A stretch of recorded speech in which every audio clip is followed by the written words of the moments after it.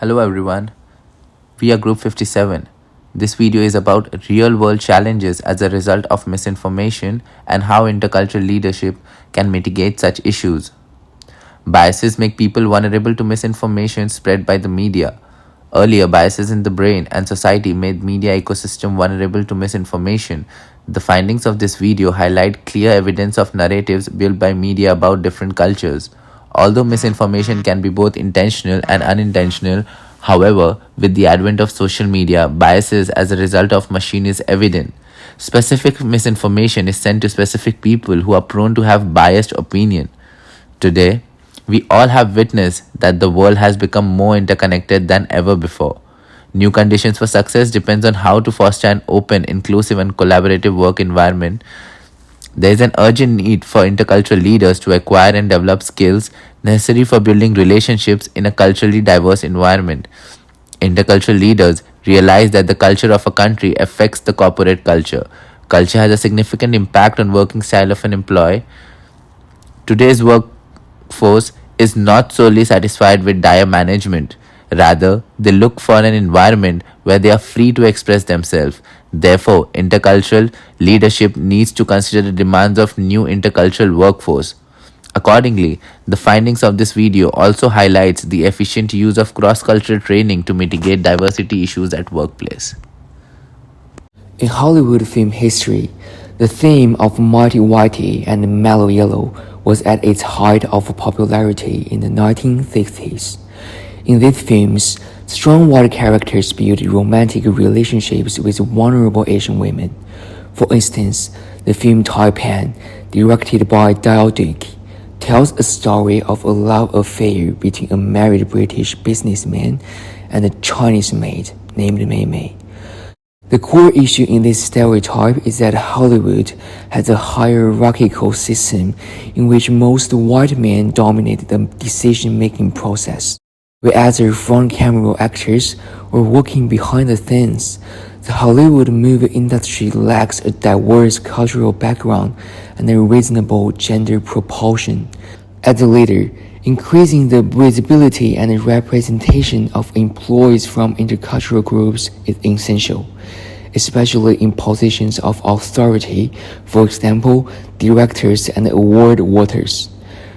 Also, the heads of Hollywood industry need to help change the culture and the workplace environment by seizing sexually explicit and nude content, for example, refraining from scripts with stereotypes. Boycotting in Hollywood risks losing one's place in the current pecking order. However, history has taught us that the Hollywood industry will be willing to revisit its racist and sexist ways only when it feels the pain of taking profits. In order to challenge cultural misinformation in the workplace, we need to understand that our current technological integration is a cause of the spread of misinformation on a global scale. Contemporary media forms such as social media platforms and online news sources program their algorithms to curate content for the individual user's interests. These sources often can be an example of what we call false balance or false equivalency, presenting evidence as equal when in fact it is stacked heavily to support one side. To mitigate misinformation through contemporary media in the workplace, leaders should work with their teams to understand their biases and why they have them. For example, an employee may be discriminatory to others because of a single experience they have had with a certain group of people, resulting in a negative connotation with that group. They may also be discriminatory because of their background or their culture's beliefs. Their algorithm on social media may support their beliefs through Fuller and Murphy's confirmation bias, resulting in discriminatory behaviour from that employee. By having open discussions with the team in its entirety, an intercultural leader should be able to create a safe space for everyone to understand where their biases come from and be able to use this information to inform their team members in a neutral way how their biases can impact others within the team, whether it be negatively or positively.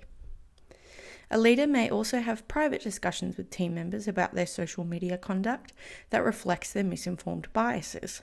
This can be to create a rapport within the team member and with the team, but also to maintain a level of respect for a person's privacy and personal beliefs. It can create an understanding that their social media interaction is influencing their personal and professional conduct. Similarly, integrating the cultural practices of your team is very important in changing the predisposed biases that the team members may have.